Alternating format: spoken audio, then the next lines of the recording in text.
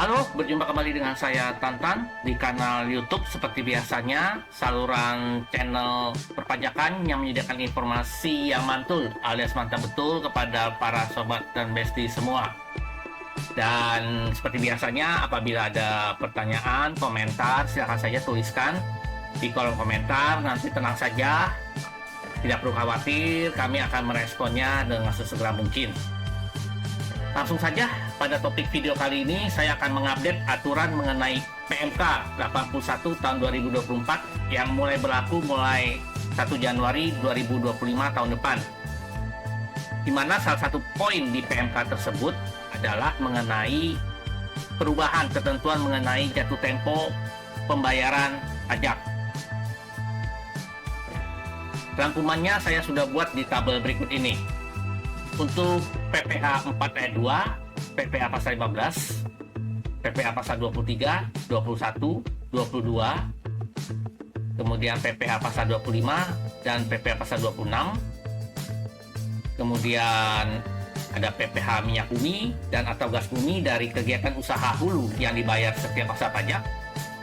Pembayarannya paling lambat tanggal 15 bulan berikutnya setelah masa pajak berakhir. Lalu untuk PPN terutang atas pemanfaatan BKP tidak berwujud dan atau JKP dari luar daerah pabean. Kemudian PPN kegiatan membangun sendiri. Lalu bea metrai yang dipungut oleh pemungut bea metrai dan pajak penjualan paling lambat tanggal 15 bulan berikutnya setelah masa pajak berakhir. Kemudian untuk jenis pajak karbon yang dipungut pemungut pajak karbon, pembayarannya paling lambat tanggal 15 bulan berikutnya setelah masa pajak berakhir. Untuk PPh 22, PPN, dan PPNBM atas impor yang disetor sendiri oleh wajib pajak atau importir harus dilunasi bersamaan dengan saat pembayaran bea masuk. Apabila bea masuk tersebut ditunda atau PPh 22-nya dibebaskan, maka pelunasan PPN dan PPNBM atas impor harus dilunasi saat penyelesaian dokumen pemberitahuan pabean impor. Apabila dipungut oleh Direktorat Jenderal Bea Cukai, maka harus disetor 1 hari kerja setelah dilakukan pemungutan pajak. Untuk PPh 25, wajib pajak kriteria tertentu sesuai dengan pasal 3 ayat 3B Undang-Undang KUP yang melaporkan beberapa masa pajak dalam satu surat pemberitahuan masa.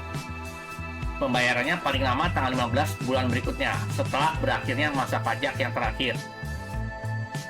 Untuk pembayaran masa selain PPh pasal 25 bagi wajib pajak kriteria tertentu, paling lama dibayar sesuai dengan batas waktu dari masing-masing jenis pajak.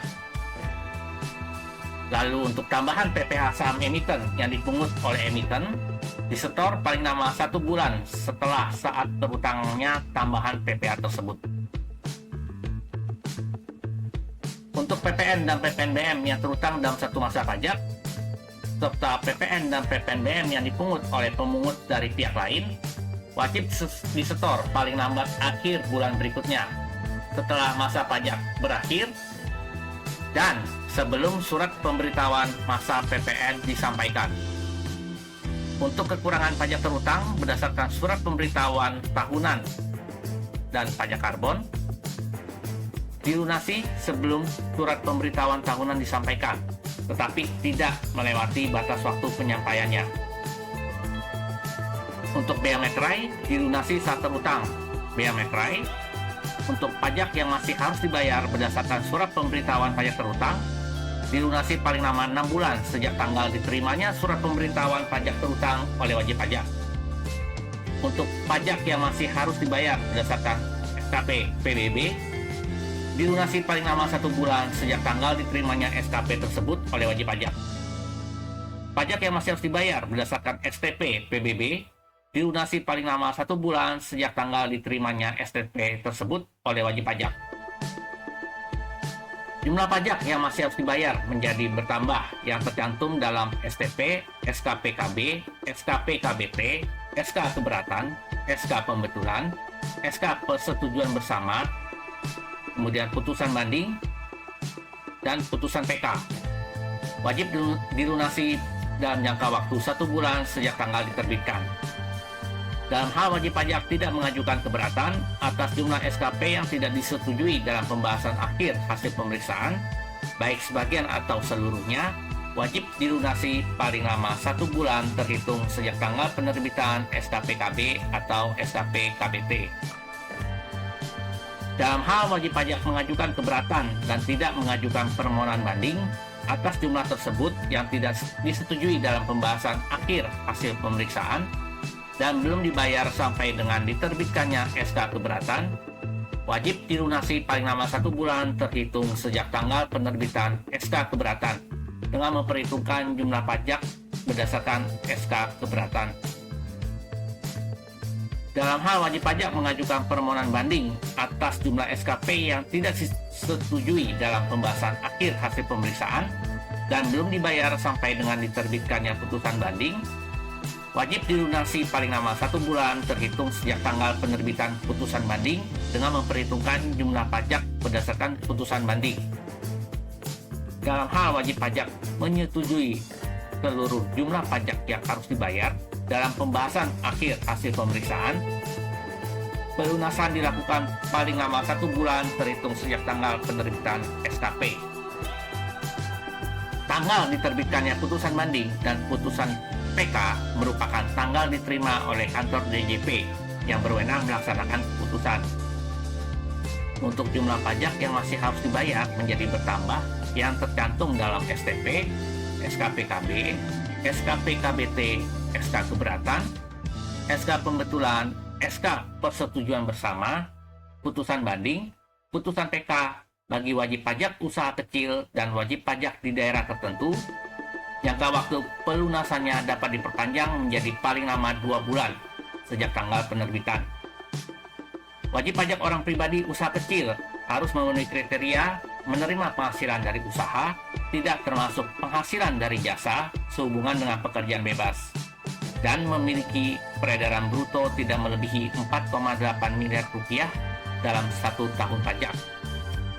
Sedangkan kriteria untuk wajib pajak badan usaha kecil, yang pertama tidak termasuk bentuk usaha tetap.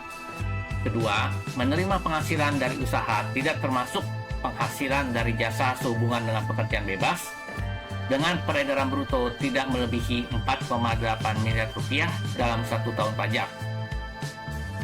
Untuk mendapatkan perpanjangan jangka waktu pelunasan, wajib pajak usaha kecil atau wajib pajak di daerah tertentu harus mengajukan permohonan perpanjangan jangka waktu pelunasan kepada DJP paling lama 9 hari kerja sebelum tanggal jatuh tempo pembayaran. Nah, dalam PMK 81 tersebut juga diatur apabila jatuh tempo pembayaran pajaknya bersamaan dengan hari libur, maka jatuh temponya menjadi hari kerja berikutnya. Dan ketentuan hari libur menurut PMK 81 tahun 2024 adalah hari Sabtu, hari Minggu, hari libur nasional, hari yang diliburkan untuk pelaksanaan pemilihan umum, hari yang ditetapkan sebagai cuti bersama nasional. Ketentuannya telah diatur di pasal 100 di PMK 81 tahun 2024. Nah, demikianlah penjelasan mengenai PMK 81 tahun 2024. Dan perlu diingat juga bahwa PMK tersebut akan efektif berlaku per 1 Januari 2025. Jadi sudah siap-siap bagi para sobat dan besti untuk bisa mempelajari PMK tersebut secara lebih detail. Baik, sampai berjumpa di video saya yang berikutnya.